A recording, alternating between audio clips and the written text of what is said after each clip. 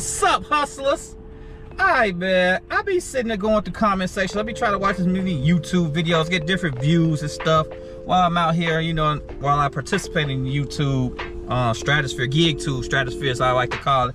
I still be seeing people talk about comments of the gas doing gig work in general, just all around. I'm gonna put a title with Doordash, but I just mean gig work all around.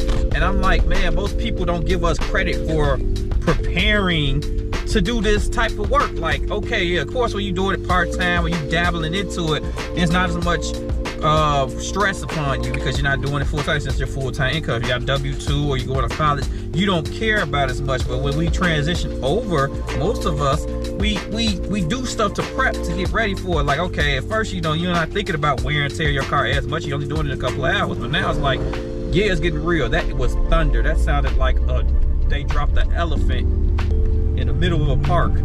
Anyway, but yeah, you do stuff to prep and prepare for it. Like for me, me personally, I haven't paid regular price of gas in like 3 years. Why? Because when I transitioned over to full-time delivery, I'm like, hey, I jumped into a bunch of programs that give me discounts on gas. Like one of the programs I use is BP Gas Rewards. That gives you a couple of cents off per gallon. That's the one way to save money. I do a bunch of cash backs, all types of cash back, upside, any cash backs on credit card, whatever. You gotta do things to alleviate the cost of doing your own independent work because it's all on you. Eventually, like I got a cheaper car now. Eventually, I did kind of stroll a little too slow. I'm gonna punch myself for that because I should have done it after the first year. And it took me about 2 years of some change before I actually invested in a work car. So that's a hit on me.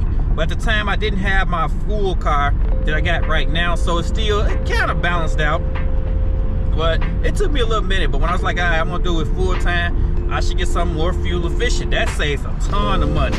Get an efficient car, it's a lifesaver. I'm telling y'all, man, if you're doing it full time or transitioning to something more full time, get the vehicle that represents the type of work you're trying to do.